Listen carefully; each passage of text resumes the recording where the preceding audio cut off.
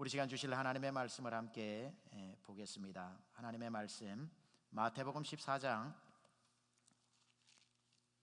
13절에서 21절입니다. 마태복음 14장 13절에서 21절까지의 말씀입니다. 성경을 다 찾으시고요, 우리 살아계신 하나님 말씀을 봉독할 때 함께 일어나시겠습니다. 그리고 한 목소리로 13절에서 21절까지의 말씀을 봉독하겠습니다. 시작. 예수께서 들으시고 배를 타고 떠나사 따로 빈들에 가시니 무리가 듣고 여러 고을로부터 걸어서 따라간지라. 예수께서 나오사 큰 무리를 보시고 불쌍히 여기사 그 중에 있는 병자를 고쳐 주시니라. 저녁이 되매 제자들이 나와 이르되 이곳은 빈들이요 때도 이미 저물었으니 우리를 보내어 마을에 들어가 먹을 것을 사 먹게 하소서. 예수께서 이르시되 갈 것 없다. 너희가 먹을 것을 주라. 제자들이 이르되 여기 우리에게 있는 것은 떡 5개와 물고기 2마리 뿐이니이다. 이르시되 그것을 내게 가져오라 하시고 무리를 명하여 잔디 위에 앉히시고 떡 5개와 물고기 2마리를 가지사 하늘을 우러러 축사하시고 떡을 떼어 제자들에게 주시매 제자들이 무리에게 주니 다 배불리 먹고 남은 조각을 12바구니에 차게 거두었으며 먹은 사람은 여자와 어린이 외에 5,000명이나 되었더라. 아멘. 우리 앉으시겠습니다. 예수님의 기적 시리즈 7번째, 오늘 광야의 만찬이라는 제목 가지고 말씀 전합니다. 다른 제목을 한 가지 더 애더하자면 빈들의 기적이라는 제목입니다. 제가 살던 고향 은편리 하일레는 반경 10리 안에 전방이 없었습니다. 산골이었기 때문에 18가구가 모여 살고 있는 그곳에 10리 이상을 걸어가야 초등학교 앞에 전방이 2개가 있었습니다. 그 전방에는 대부분, 전방이 맞습니까? 하여튼 전방이 있었습니다. 대부분 공책과 학용품 그리고 불량품을 주로 팔고 있었던 곳이고 식료품 가게는 아니었습니다. 그래서 무슨 음식을 하나, 생선 한 마리라도 사려고 하자면 저희 하일레에서는 5일장을 가야 하는데 가까운 두 읍이 하나 있고 시가 있는데 언양읍이 있었고 그때는 언양면이었고 지금은 울산 또 시가 있고 두 군데가 있는데 언양장은 항상 매달 4일과 9일에 있었고 울산장은 5일과 10일에 있었습니다. 얼마나 장이 귀했냐면 아직까지도 제가 날짜를 기억하고 있는 겁니다.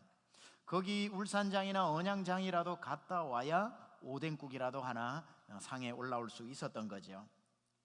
그리고 또한 초등학교 때 저희 집에는 냉장고가 없었습니다. 그래서 어머니께서 장에 가셨다고 오셔서 생선 한 마리라도 사가지고 오셔도 냉장고 안에 넣어두었다가 먹을 수 없기 때문에 항상 상하지 않게 하기 위해서 엄청난 소금을 뿌려 놓아서 나중에 구워 먹거나 조림을 해서 먹어도 항상 짠 생선을 먹었던 기억이 있습니다.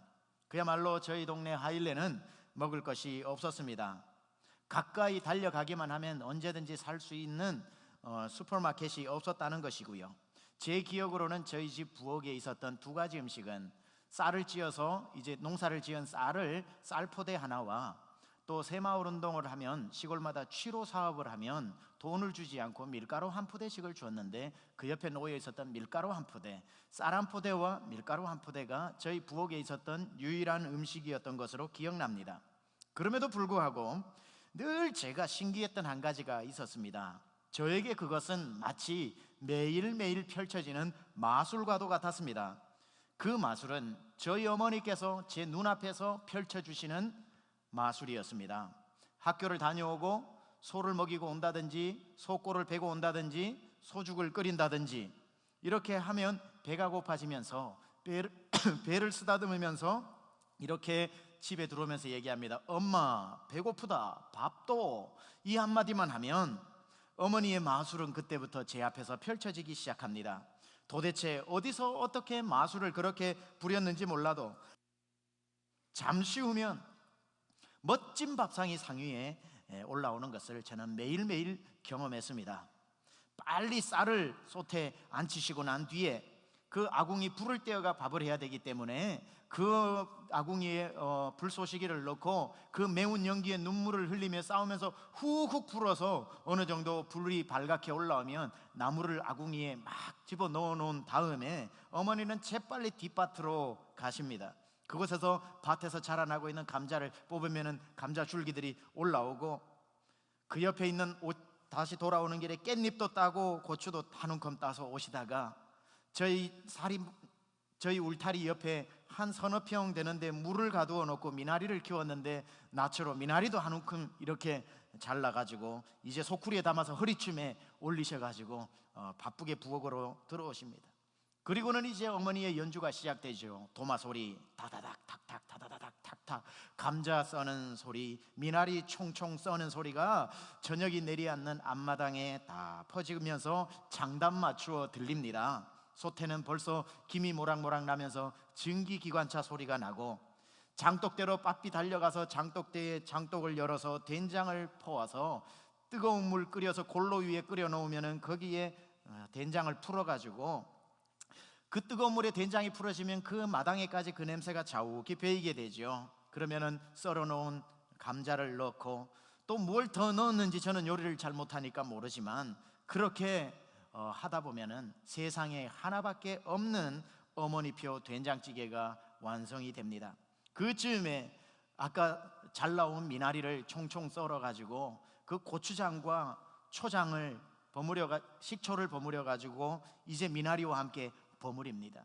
저희 아버지가 논일을 갔다가 오시면 저희 집 뒤에 조그마한 못이 하나 있었는데 그 연못에 보면은 꽤 큰 고동들이 살고 있는데 장화를 신고 들어가서 고동을 주워다가 그 세숫대야에 담아 놓으면 하루 지나면 흙탕물 다 토해내고 나면 거기서 고동들이 놀고 있으면 이제 미나리를 묻혀놓은 그곳에 어머니는 옷 깁는 바늘을 가지고 와서 탁탁 찔러가지고 빼내어가지고 껍질은 딱딱 벗기고 거기에 집어넣어서 막 버무리면 이제 짝퉁 골뱅이 무침이 되는 거죠.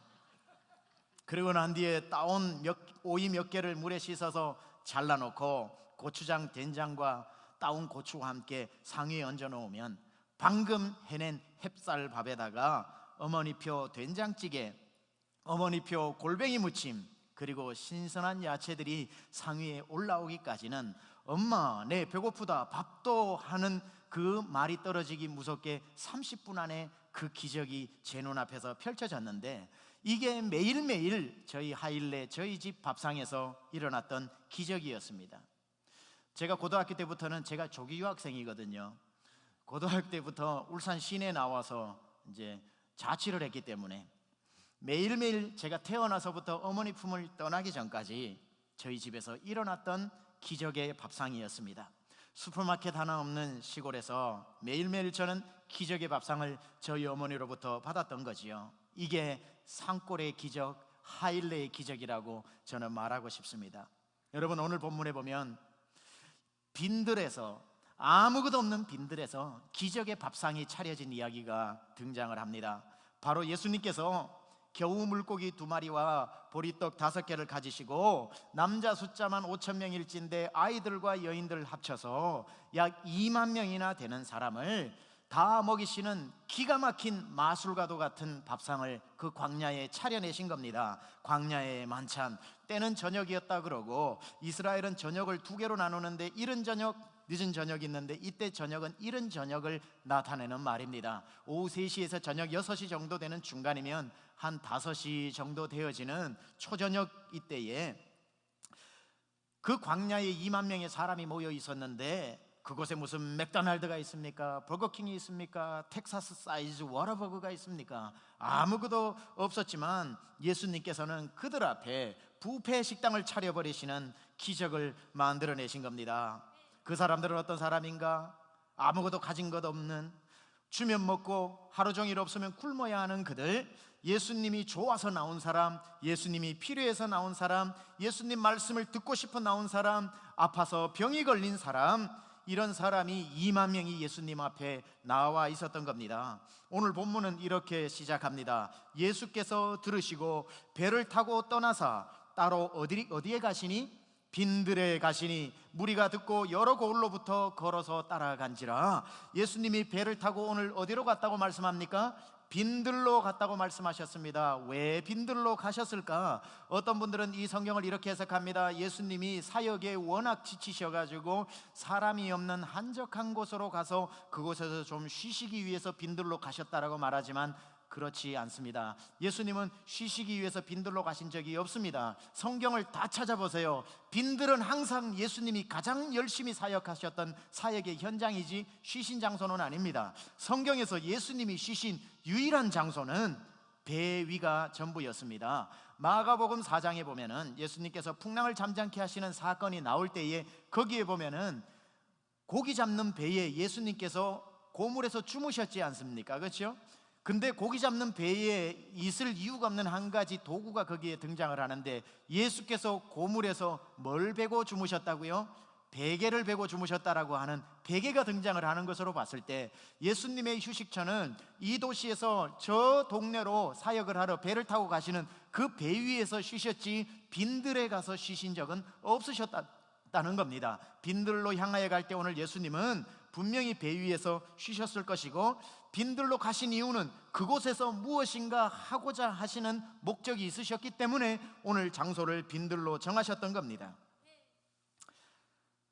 그렇기 때문에 오늘 빈들로 예수님이 정하신 건 반드시 의도성이 있는 것이고 목적이 있다라는 거지요. 쉬시는 장소로 선택하신 것이 아니라 무엇인가를 위한 사역의 장소로 오늘 빈들을 설정하신 겁니다. 무슨 중요한 가르침을 당신을 따르는 사람들에게 가르쳐 주시기 위해서 빈들로 사람을 불러내신 것이요. 저는 오늘 여러분과 함께 예수님이 왜 사람들을 빈들의 사역의 현장으로 부르셨는지 살펴보고 은혜 나누기를 원하며, 빈들의 예수님이 찾아가신 것처럼 마른 땅, 간조한 땅, 빈들과 같은 우리의 심령에도 예수님이 찾아오셔서 오늘 빈들에서 일어난 역사가 저와 여러분의 마음에도 일어날 수 있기를 축원합니다.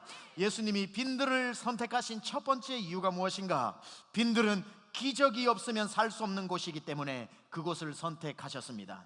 아주 단순한 말이지만 정말 중요한 한 가지가 있는데, 그게 뭐냐면 기적은 누구에게 일어나는가? 기적은 누구에게 일어날까요? 기적은 기적이 필요한 사람에게 일어납니다. 이건 뭐 아주 단순한 얘기지만 바꾸어 말하면 절대로 기적이 안 일어나는 사람은 누구냐면 기적이 필요 없는 사람입니다. 기적은 어떤 사람에게 일어났냐? 기적이 아니고는 하루하루 살아갈 수 없는 사람, 그냥 기적이 있으면 좋고 없으면 그만인 사람에게는 평생 기적이 안 일어나지만, 기적적으로 하나님이 돌보지 않고는 살아갈 수 없는 사람에게는 날마다의 기적이 일어나는 겁니다. 어떤 분들은 이렇게 저에게 컴플레인을 하는 분들이 있습니다. 목사님, 나도 예수 믿고 기적 같은 거 좀 체험했으면 좋겠는데 목사님은 설교를 하실 때 이게 기적입니다, 이렇게 한 게 기적입니다, 우리가 지금 기적에 서 있습니다 그러는데, 목사님 저는 기적이 한 번도 없습니다, 기적을 경험 못했습니다 하는 분이 있는데, 여러분 기적 없이 사는 게 훨씬 복된 삶입니다. 기적 없이 아무 일 없이 살아간다. 그럼 여러분 맨날 기적으로만 살아야 되는 삶을 살고 싶습니까? 아니면 기적 없이 기적 없이도 지금 살고 있는 게 제일 큰 기적입니다. 그래서 너무 막 기적 하지 마시고요.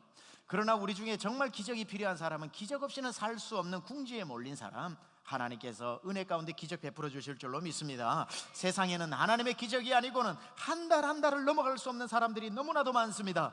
절대적으로 예수님이 필요한 사람들, 빈들은 그래서 기적이 필요한 장소입니다. 기적이 아니고는 살 수 없는 것이 빈들이고요.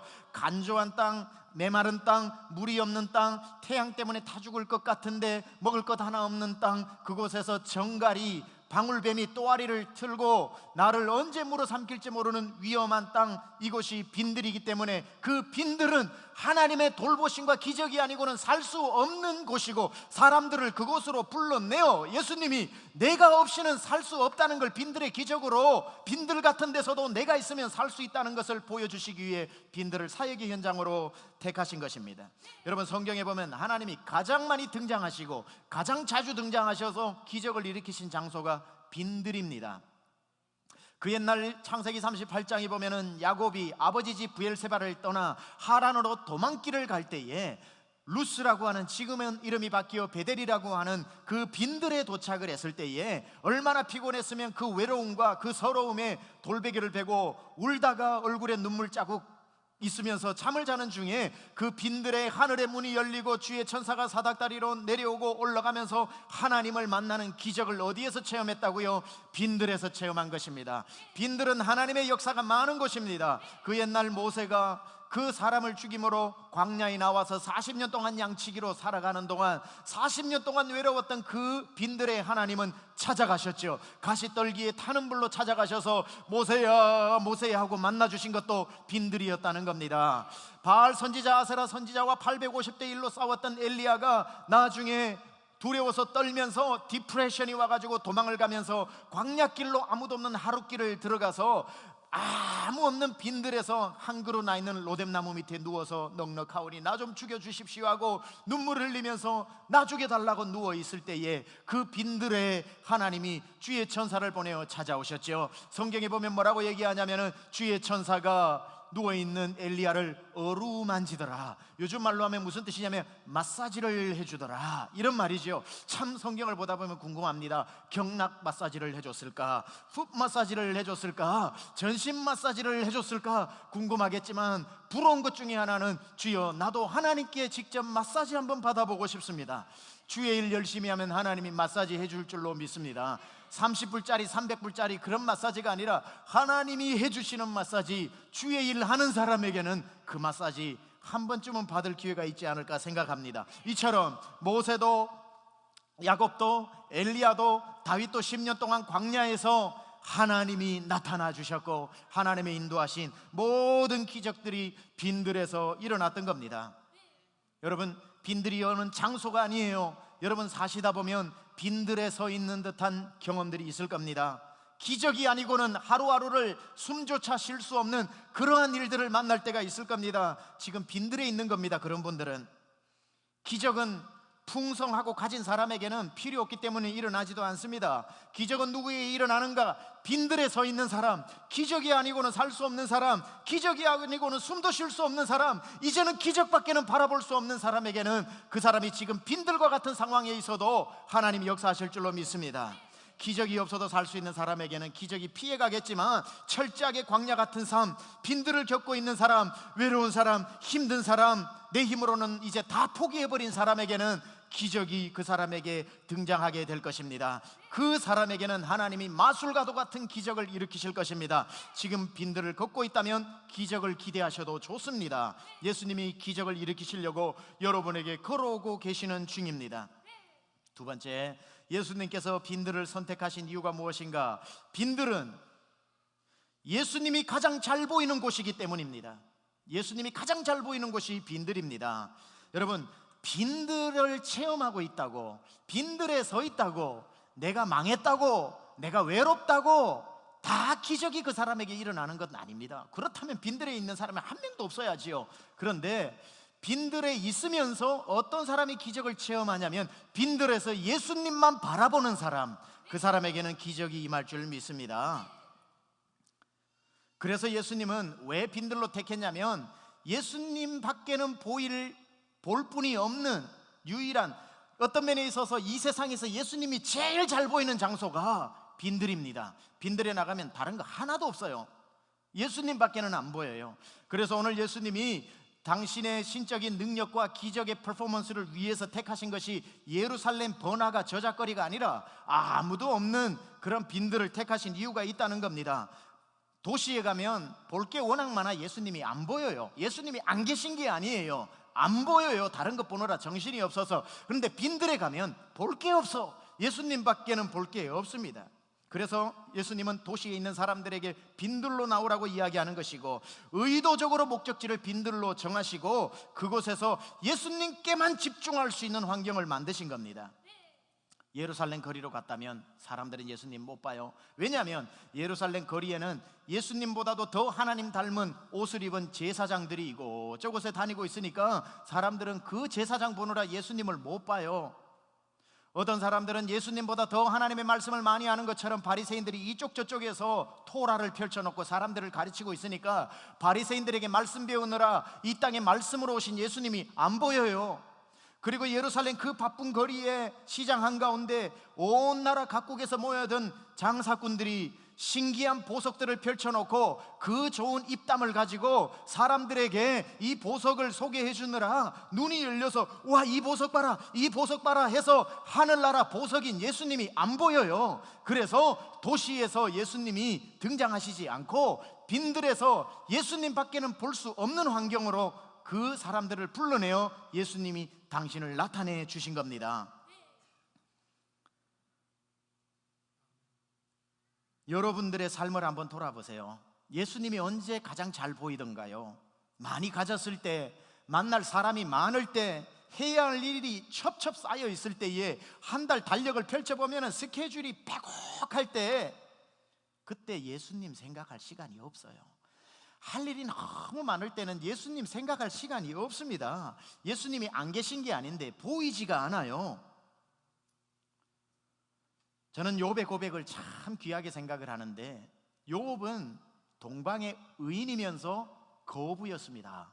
그래서 욥은 가진 게 너무나도 많은 사람이었습니다. 돈 많으면 사람도 많아요. 왜냐하면 거기에 얻어먹으려고 사람들이 많았고, 욥은 아들 형제가 7이고 딸이 3형제에서 자녀만 해도 10명이고 육축들의 그 수요는 부지기수고, 그 육축을 기르는 종은 얼굴도 못 알아볼 정도로 숫자가 많았고, 걸어가는 땅이 저 집 땅인지 내 땅인지 모를 정도로 땅이 많았던 거부였습니다. 그럼에도 불구하고 매달 자식들의 생일이 될 때마다 하나님 앞에 예배하는 믿음 좋은 사람이었습니다. 그런데 하나님께서 욥에게 빈들의 체험을 시키셨죠. 먼저 자녀들을 다 숨겨두시고, 그리고 다 육축들 다 가져가 버리시고, 그 양을 기르던 그 다 종들 다 없어지고, 옆에 와서 뭐 친구하자고 하던 사람 다 떠나가 버리고, 자기의 사랑하는 아내까지도 떠나가 버리고 혼자 남았을 때에 그때야 비로소 욥이 욥기 42편 5절에 뭐라고 고백을 하는 줄 아십니까?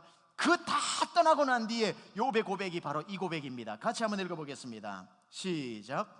내가 전에는 주께 대하여 귀로 듣기만 했었는데 이제는 내가 주를 눈으로 배웠나이다. 눈으로 주를 배웠나이다. 내가 주께 대하여 예전에는 믿음이 좋다고 생각했는데, 다 가지고 있을 때는 내 믿음의 수준이 귀로 듣는 수준이었다면, 이제 다 떠나고 난 뒤에 보니까 이제야 주님이 보입니다, 이 뜻이거든요. 여러분, 아무것도 없을 때 예수님이 가장 잘 보입니다. 그래서 예수님이 우리에게 뭘 가진 게 질투가 나서 뺏어가는 게 아니라, 예수님은 때로는 여러분에게 소중한 것을 잠시 숨겨두십니다. 때로는 그 바쁜 스케줄을 아무것도 할 일 없이, 하루 종일 아무것도 할 일 없이 한가하게 만들어버릴 때도 있습니다. 만날 사람도 없고 할 일도 없고 이건 뭐 한가해가지고. 근데 여러분, 그런 일을 혹시 만난 분이 여기 있다면 나쁜 징조가 아닙니다. 그건 오히려 좋은 사인입니다. 예수님이 지금 말씀하고 계시는 거예요. 무슨 말씀이냐면, 좀 이제 나 좀 바라봐라, 나 좀 바라보라고 자꾸 바라보는 걸 좀 숨겨 놓으신 거예요. 바쁘다고 다니는 걸 한가하게 만드는 건 예수님이 이제 나 좀 보라는 거예요. 나 좀 보라는 거예요. 내가 눈으로 주를 배웠나이다. 근데요, 그렇게 한가하고 그렇게 할 일 없는 순간에 이 빈들의 경험을 하면서, 윌드니스 익스피리언스를 하면서도 예수님을 바라보라고 만들어준 환경에서도 예수님을 안 바라보면 그건 정말 위험한 사인이에요. 그때는 예수님을 만나야 됩니다. 그 순간에서조차도 눈을 들어 주를 보지 않으면요, 광야 못 빠져나옵니다. 빈들에 갇혀서 평생 살아야 됩니다. 빈들에 나가면요, 스마트폰도 없고요, 텔레비전도 없고요, 네온사인, 빛나는 네온사인도 없고요, 재즈 음악이 나오는 커피숍도 없습니다. 그러니까 제일 광야에 오늘 2만 명이 나왔는데, 이 사람들에게 스마트폰, 텔레비가 있었으면 그쪽을 바라봤을 텐데 아무것도 없으니까 빈들은 가장 재밌었던 게 뭘까요? 예수님의 설교죠. 예수님의 설교밖에 없으니까, 뭐 다른 게 있어야지, 없으니까. 그러니까 예수님 설교에 집중하게 되고, 평상시에는 뭐 지루하다고 생각했는데 이제는 들을 게 그거밖에 없으니까 설교가 프레시하고, 설교가 굉장히 막 집중력이 저절로 생깁니다. 얼마나 집중을 했냐면, 오늘 본문이 말씀을 해줘요. 아침부터 말씀을 들었는데 저녁 될 때까지 배고픈 줄도 모르고 한 사람도 안 가고 들었다는 겁니다. 광야에서나 가능한 이야기죠. 광야에서 예수님의 말씀에 집중할 수 있었다는 겁니다. 지금 제 설교가 제일 잘 들리는 사람은 누군지 아세요? 광야에 서 있는 사람입니다. 하나님의 말씀 한 구절이라도 너무 귀한 사람. 근데 이 설교가 언제 끝나노 하시는 분은 광야에 서 있는 분이 아닙니다. 진짜 심령이 목마른 사람은요, 이 설교가 들리게 되어 있습니다. 광야에 있는 사람들이 예수님의 말씀을 배고픈 줄도 모르고 들었던 것처럼, 여러분, 우리는 살면서 해야 되는 훈련이 뭐냐면 예수님 바라보는 훈련입니다. 그냥 광야에서 예수님만 바라봅니다 하는 그 예수님 바라보는 훈련, 이거 내가 스스로 안 하면 예수님이 시키십니다. 광야로 여러분을 데리고 가버리셔요. 그래서 광야에 놓고 아무것도 없게 만들고 나만 바라보는 훈련을 시키셔요. 빈들 훈련, 윌드니스 레슨을 시키는 거죠. 자, 예수님의 수업 과정을 한번 설명드릴게요. 여러분 어디에 서 있는지 한번 보세요. 바쁘게 살아가는 사람, 바쁘다고 예수님 쳐다보지도 않는 사람, 스케줄이 많아가지고 예수님 생각도 못하는 사람, 언감생신 예수님과 하루 종일 동행한다는 것 꿈도 못 꾸는 사람, 그저 주일날 겨우 면회 오듯이 이곳에 나와서 얼굴 도장 찍고 가서 내 마음대로 사는 사람은 하나님이 그 사람의 훈련을 시키셔요. 어떤 훈련 시키냐면 그 바쁜 스케줄 다 없애버리셔요. 그 여러분들이 할 일 많은 거 아무것도 못하게 하십니다. 그 사람들도 다 숨겨버리십니다. 그게 빈들 훈련이라는 거예요. 빈들 훈련. 그 빈들에 딱 서게 되면 아무것도 없기 때문에, 경제의 빈들, 어떤 사람은 경제를 다 가져가 버리고 한 푼도 돈이 없는 경제의 빈들, 어떤 사람은 육신의 어려움이 있어서 건강의 빈들을 겪고 있는 사람, 어떤 사람은 관계 때문에 사람들이 다 서운하니 어쩌니 사람이 다 떠나버려서 홀로 있는 관계의 빈들, 다 나름대로 빈들 경험을 하나님이 시키신다고요. 왜 그런 걸 시키실까? 그런 사람들이 이제 의지하지 말고 나만 바라보는 훈련을 시키시는 겁니다. 그래서 예수님이 보실 때, 이제 네가 나랑 눈을 맞추는구나, 이제 네가 나를 바라보기 시작하는구나. 나는 늘 계속 너를 바라보고 있었는데 너는 다른 데 본다고 한 번도 나를 안 보더니만 이제야 이 광야에 오니까 볼 게 나밖에 없으니까 나를 보는구나 하고 예수님 바라보는 훈련을 시켰습니다. 그 다음 과정이 뭐냐면은 이제는 다 회복시켜 주셔요. 사람도 다 오게 하고, 물질도 넉넉하지는 않지만 다음 달 어떻게 살까 걱정 안 할 정도로 이제 하나님 회복시켜 주시고, 건강도 내가 운동 조절만 하면은 살아가는데 문제 없을 정도로 하나님 회복시켜 주셔요. 그게 완전한 회복이 아니라 그것도 시험이라는 거예요. 회복시켜 주시고 난 뒤에 뭐 하냐면, 이제는 이 사람들이 있는데도 나만 보는 훈련을 하느냐, 이제 또 다시 사람들을 회복시켜 줬더니만 금세 나에게 눈을 떼고 그 사람들 좋다고 만나러 가고 따라가고 그 사람들 보느냐. 만약에 딱 회복을 시켜줬는데 시선이 그쪽으로 딱 가면은 다시 하나님은 어디로 데리고 가셔요? 빈들로 데리고 가십니다. 절대로 빈들을 못 벗어나요, 그 사람은.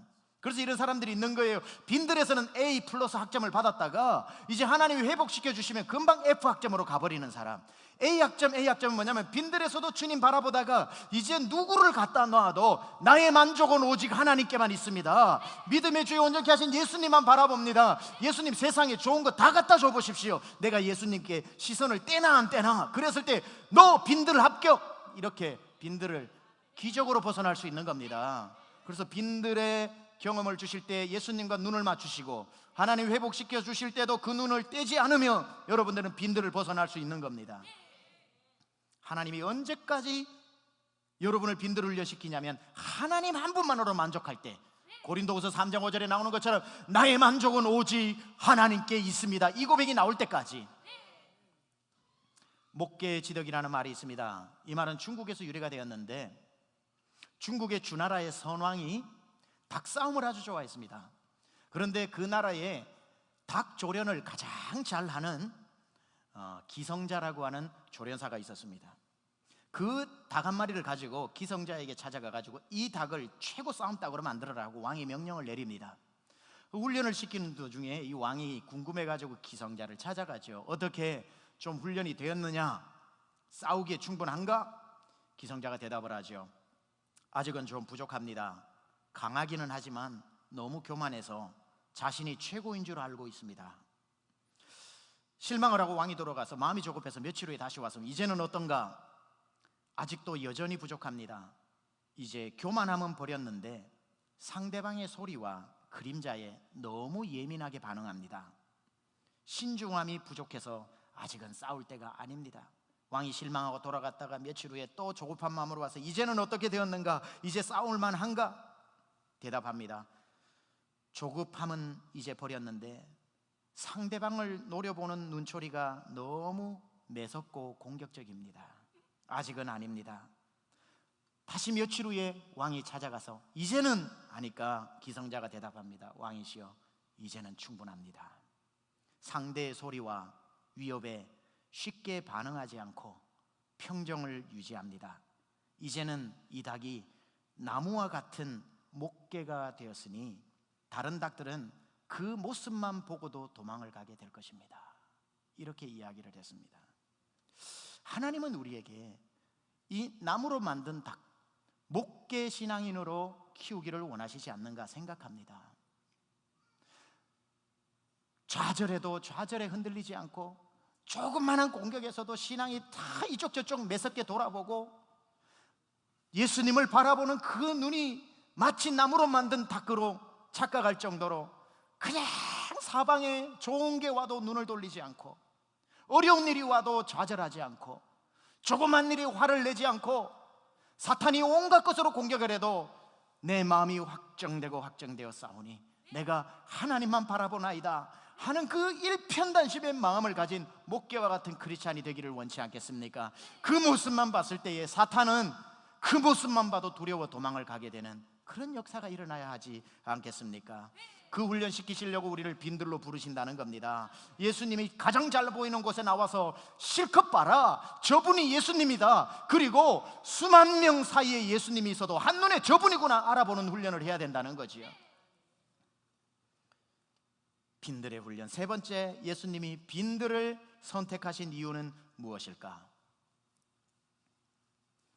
생명의 떡 되신 예수님을 나타내시기 위함입니다. 여러분, 우리는 오늘 본문을 보면서 굉장히 놀라죠. 물고기 2마리하고 보리떡 5개로 2만 명을 먹이셨다는 것을 보고 너무 놀랍다, It's amazing 이렇게 이야기를 하는데, 진짜 더 놀라운 건 뭐냐면 떡 한 덩어리로 100억을 먹였다고 생각해 보세요. 떡 5덩어리로 2만 명이 아니라 떡 한 덩어리로 100억 명을 먹였다면 그건 믿으시겠습니까? 오늘 오병이어를 통해서 빈들에서 먹여주시는 예수님이 기적을 하신 이유는 다른 의도가 있으신 겁니다. 자, 빈들에서 물고기 2마리 보리떡 5개로 먹었지만 그것 가지고 좋아하지 마라. 나 예수가 하늘로부터 온 생명의 떡이다. 나를 먹는 자는 영원히 살 것이고 죽어도 살 것이다 라고 하는 당신 자신을 오병이어의 기적을 통해서 마치 광야에서 40년 동안 만나와 메추라기를 먹으면서 하늘로부터 온 떡을 먹었듯이, 그게 예수님에 대한 예표잖아요. 오병이어도 이 땅에 떡으로 오신, 밥으로 오신 예수님을 나타내주는 예표잖아요. 오늘 이 오병이어 사건을 통해서 예수님은 생명의 떡 대신 자기 자신을 나타내주고 있는 겁니다. 그래서 요한복음 6장 35절에 뭐라고 말씀하고 있습니까? 같이 한번 읽겠습니다. 시작. 예수께서 이르시되 나는 생명의 떡이니 내게 오는 자는 결코 줄이지 아니할 터이요 나를 믿는 자는 영원히 목마르지 아니하리라. 예수님 뭐라고 그러셨습니까? 내가 밥이다, 내가 밥이다. 이 보리떡 5개가 아니라 내가 밥이다. 내게 오는 자는 결코 줄이지도 목마르지도 아니할 것이다. 빈들에 나온 사람에게 이야기하셨습니다. 내가 밥 줬다고 오늘 밥 한 끼 해결하려고 나오지 마라. 이 밥은 먹으면 저녁에 또 배고프다. 내일 아침이면 또 허기가 진다. 그러나 나 생명의 떡 대신 예수를 만나면, 나를 믿으면 영원히 줄이지 않는 생명의 밥이 될 것이다. 그래서 밥 한 끼 해결하려고 살아가지 마라. 나를 먹고 나를 믿으면 그 영원히 목마르지도 줄이지도 아니할 것이다. 그러므로 너희는 먼저 그의 나라와 그의 의를 구하라. 그리하면 이 모든 것을 너에게 주시리라. 예수님 말씀하신 거지요. 하나님의 일을 하려고 나를 바라보고 나를 위해서, 예수 그리스도를 위해서 살아라. 그러면 밥 먹고 사는데 아무 지장 없다. 이걸 지금 보여주고 계시는 거죠. 그래서 밥을 위해 사는 사람은 밥도 못 먹고 사는 사람 되고요, 주를 위해 사는 사람은 밥도 먹고 삽니다. 이게 오늘 본문에서 예수님이 주시는 메시지라는 겁니다. 예수님이 빈들에서 5천 명을 떡으로 먹이신 걸 보여주시면서 떡 가지고 와와 감탄하지 마라. 내가 누구인지 알아라. 예수 그리스도, 예수님이 가진 무엇이 아니라 예수님 그분을 네가 전적으로 모시고 네 인생을 그분에게 걸고 그분이 하라는 대로만 하면 먹는 거 걱정하지 말라는 거예요. 입는 거 걱정하지 말라는 거예요. 하늘에 공중에 나는 새를 보라, 들의 백합화를 보라. 길쌈도 수고도 안 해도 하나님이 먹이시지 아니하느냐. 하물며 너희일까 보냐. 믿음이 적은 자들아, 그러므로 구하여 무엇을 먹을까, 무엇을 입을까, 무엇을 마실까 염려하지 마라. 이는 이방인들이 구하는 것이요 이 모든 것이 너희에게 있어야 할 줄을 하늘에 계신 너희의 아버지께서 아시느니라. 그러므로 너희는 먼저 그의 나라와 그의 의를 구하라. 그리하면 이 모든 것을 너희에게 더하여 주시리라. 예수님만 바라봐라는 거예요.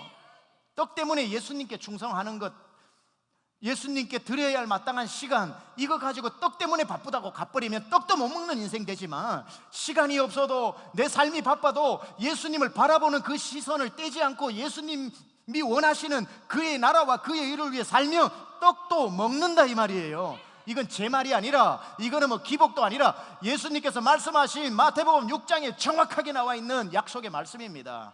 예수님의 말씀이라고요. 예수님의 말씀은 한 구절도 떨어지지 않는 정확한 진리의 말씀 아닙니까? 예수님이 책임지시겠다고 했지 않습니까? 이사야 55장에 누구든지 내게로 오라, 목마른 자도 오라, 와서 값없이 먹여주시겠다고 그랬잖아요. 마태복음 11장에 다 수고하고 무거운 짐진 자들아 다 내게로 오라, 예수님 책임지시겠다고 하셨잖아요. 먼저 그의 나라, 그의 의, 예수 그리스도. 떡 때문에 와 오늘도 떡 먹을까 생각하지 말고 그냥 굶어 죽는 것 같아도 예수님이 기뻐하시는 거 먼저 하십시오. 그러면 이 모든 것이 여러분에게 더해질 줄로 믿습니다. 예수님 우리 먹이신다고 약속하신 것이 요한계시록 3장 20절에 보면 뭐라고 나옵니까? 볼지어다 내가 문 밖에 서서 두드리노니 누구든지 내 음성을 듣고 문을 열며 내가 그에게로 들어가 그는 나로 더불어 먹고 나는 그로 더불어 먹으리라. 너희가 마음문을 열고 나를 너희 마음에 모셔드리면은 너희는 먹고 산다, 내가 먹여줄게, 이 말이 요한계시록 3장 20절 아닙니까? 이게 빈들에서 오병이어를 기적을 일으키시면서 2만 명에게 가르쳐 주시고 싶으셨던 것이고, 이걸 성경에 넣어서 예수님이 기적을 엄청나게 많이 하셨는데 마태, 마가, 누가, 요한복음에 네 군데 다 기록되어진 기적은 유일하게 하나, 오병이어 기적입니다. 이건 네 군데 다 기록되어 있어요. 다른 거는 기록된 데도 있고 안 된 데도 있는데, 이건 뭐냐면 2만 명뿐이 아니라 성경 사복음서에 다 집어넣어가지고 예수 믿으면은 생명의 떡 대신 예수를 믿고 예수님만 바라보면 하나님께서 먹이시고 입히신다는 것을 온 천하 앞으로 오고 오는 세대 성경 읽는 사람은 다 알게 하라는 뜻입니다. 저는요 달라스가 참 좋습니다. 달라스가 기가 막히게 좋습니다. 처음에는 달라스가 싫었는데 이제는 너무너무 좋습니다. 제가 달라스를 좋아하는 이유는 예수님이 잘 보이기 때문에 좋습니다. 이게 좀 다르게 생각하면 좀 슬픈 얘기인데 다른 게 볼 게 없어. 예수님이 잘, 이런 달라스에서 사는데도 예수님을 잘 못 본다면 다른 데 절대 이사 가지 마세요. 달라스가 얼마나 좋은지 몰라요. 제가 12년 전에 목회를 시작하면 저희 아내와 제가 기도를 이렇게 했습니다. 막 붙들려서 목회하는 것 같아가지고, 하나님 여기서 목회할 때니까, 이건 저희 아내가 기도했어요. 하나님 캘리포니아 날씨를 허락하여 주옵소서. 그렇게 기도를 했어요. 캘리포니아 날씨를 허락하여 주옵소서. 10년 지나니까요, 지지난주에 제가 3개월에서 한 3주 전에 미국에서 제일 날씨가 좋다는 데가 산호세입니다. 산호세에 목회하시는 저 가까운 목사님이 카톡으로 이모티콘을 보냈습니다. 이모티콘을 보냈는데 팥빙수를 보낸 거예요. 팥빙수가 막 이렇게 하면서, 그러면서 밑에서 최 목사님 팥빙수 드시고 더위를 이기세요 그러는 거예요. 그때 우리 57도였거든요 57도인데 무슨 팥빙수를 먹어요, 얼어 죽지. 그래가지고 제가, 목사님 우리 여기 57도로 판타스틱한 날씨인데 왜 팥빙수를 주셨나요? Oops, I'm sorry, 우리는 99도예요 그렇게 써놨더라고요. 야, 여기 57도 때 미국에서 제일 날씨 좋다는 산호세는 99도더라고요 하나님께서 기도 응답하신 줄로 믿습니다. 그래서 제가 웰컴 투 달라스 했더니만 오늘 일부 예배 때 뉴욕에서 오신 부부가 있는데, 이제 달라스 비즈니스 때문에 이제 정착하려고 왔는데, 웰컴 투 달라스에 감동을 받아가지고 이제 이사 오기로 했습니다. 이제. 그런데 지난 10년을 지나오면서, 참 10년 전엔 그랬지만 오면서 미주에서 가장 빠르게 성장하는 도시가 달라스죠. 하루에 1,500명 정도가 유입이 된다. 1년에 2, 30만 명이 느는 도시가 어디 있습니까? 한인타운도 몇 배로 커졌죠. 점점 날씨도 좋아지고 대기업들이 막 몰려오고 있죠. 뉴욕 다음으로 미주에서 달라스가 헤드쿼터가 제일 많은 도시입니다. 웬만큼 여러분 아는 기업들이 다 본부가 여기 달라스에 있는 데가 많습니다.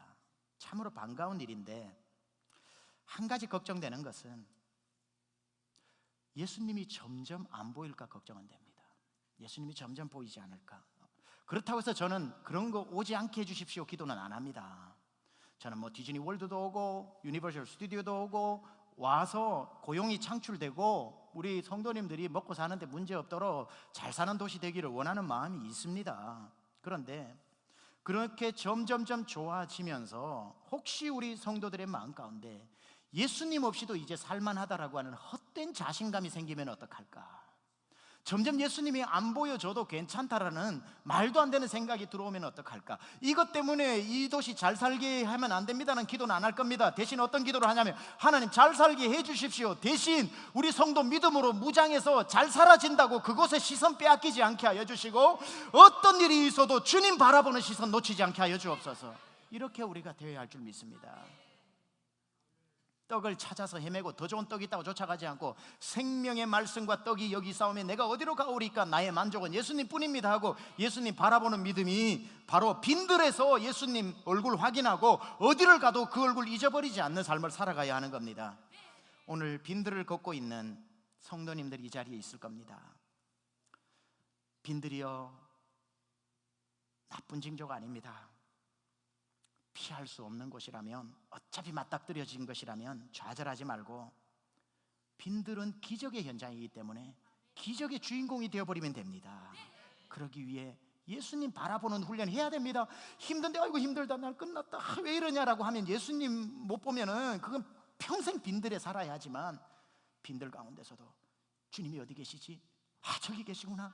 믿음의 주여 온전케 하신 예수님, 내가 이런 과정 가운데 믿음을 잃어버리지 않고 신앙 다운되지 않고 내가 원망 불평하지 않고 예수님, 제가 믿음 예수님만 주만 바라보나이다 하는 그 마음을 가지고 있으면, 여러분 반드시 기억하십시오. 빈들에 있다고 당황하지 말아야 될 것은, 빈들은 여러분의 종착역이 아니에요. 빈들은 영원한 장소가 아닙니다. 그곳에서 예수님 바라보는 훈련 되어지면 바로 벗어날 수 있는 곳이 빈들입니다. 벗어나서 하나님이 회복해 주실 때 시선만 안 빼앗기면 빈들로 갈 일도 없어요. 빈들에서 너무 당황하지 마세요. 이 말씀하고 마칩니다.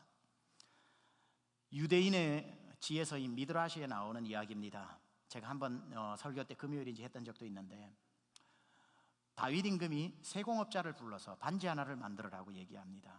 이 반지를 만들으라고 하면서 거기에 글귀를 써라고 그러죠.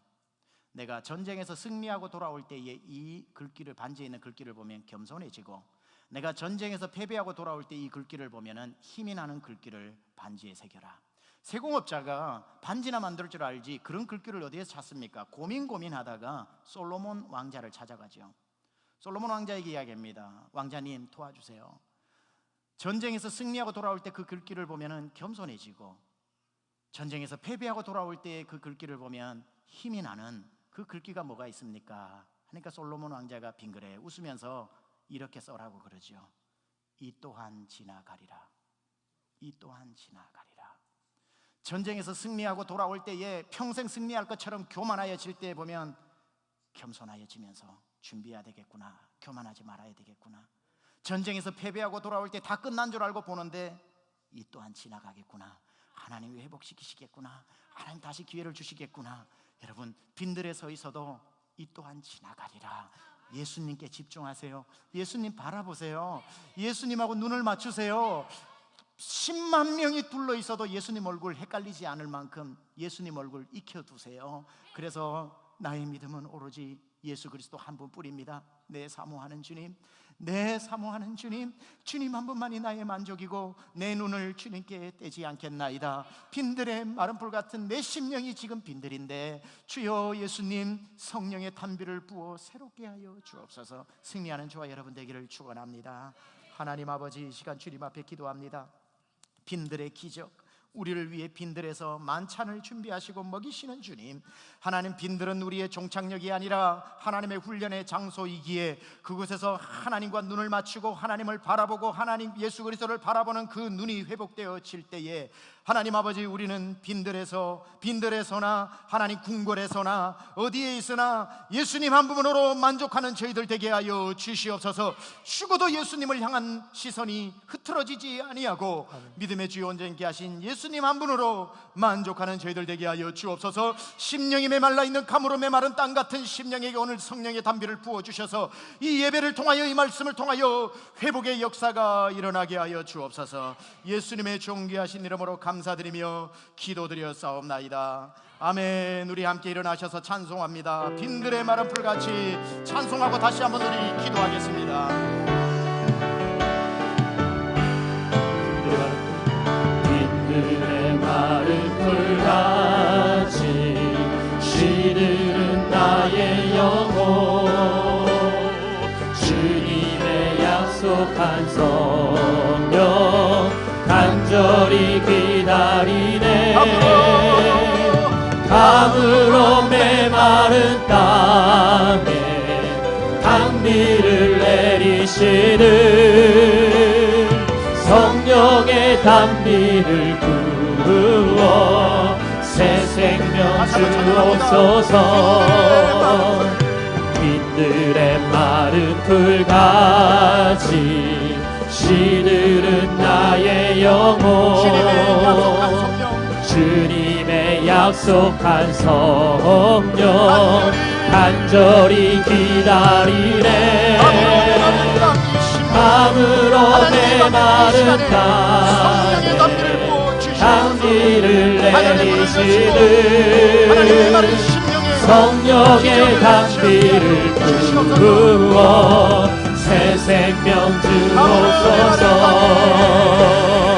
가물어 메마른 땅에 단비를 내리시는 성령의 단비를 부어 새 생명 주옵소서.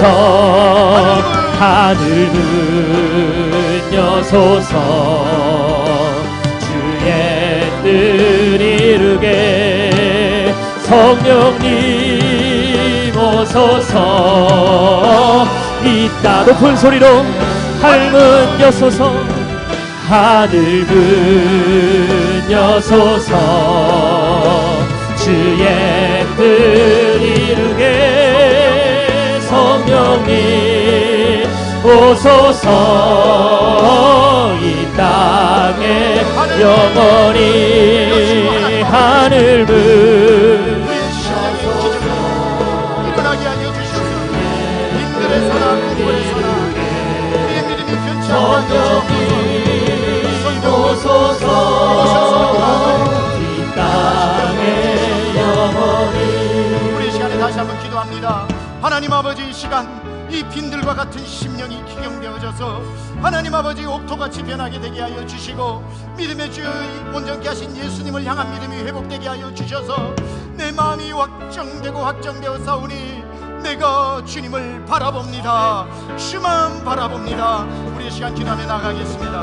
하나님 아버지, 이 시간 주를 바라봅니다. 이 눈이, 이 시선이 흐트러지지 않게 하여 주님을 바라보고 주님으로 만족하며 하나님 아버지, 우리 모든 것 되신 예수 그리스도 믿음의 주요 우리를 온전케 하시는 예수 그리스도를 향한 그 믿음, 하나님 아버지, 이 시간에 우리가 다시 한번 마음에 각오하고 결단하고 은혜 받고 하나님 아버지 살아가게 하여 주시옵소서. 빈들의 기적이 일어나게 하여 주시옵소서. 하나님, 빈들의 기적이 일어나기 원합니다.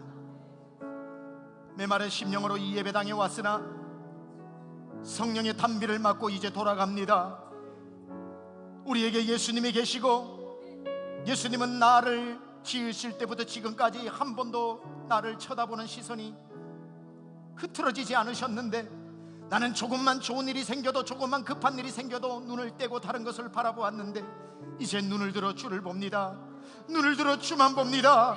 우리의 만족 되신 예수님과 시선을 맞추고 그분의 하나님 아버지 표정까지 예수님의 모든 얼굴 하나하나 다 기억하여 이제 10만 명, 20만 명, 10만 가지, 20만 가지 좋은 일, 어려운 일 당해도 그곳에 눈을 돌리지 않고 예수님만 바라보고 그분으로 인하여 기뻐하고 그분으로 인하여 즐거워하며 예수님만으로 인하여 만족하는 삶을 살아가는 우리 사랑하는 모든 세미한 식구들 되게 하여 주옵소서. 이제는 우리 주 예수 그리스도의 은혜와 하나님 아버지의 놀라우신 사랑하심과 성령님의 감화감동 내주 교통 역사하심이 주만 바라보며 승리하기로 광야의 기적의 빈들의 만찬의 기적의 주인공 되기를 소원하는 사랑하는 성도들 머리머리 위에 그 가정 위에 주신 자녀 위에 직분 위에 기업 위에 살아가는 날들 동안에 지금부터 영원토록 함께 하옵시기를 간절히 축원하옵나이다. 아멘.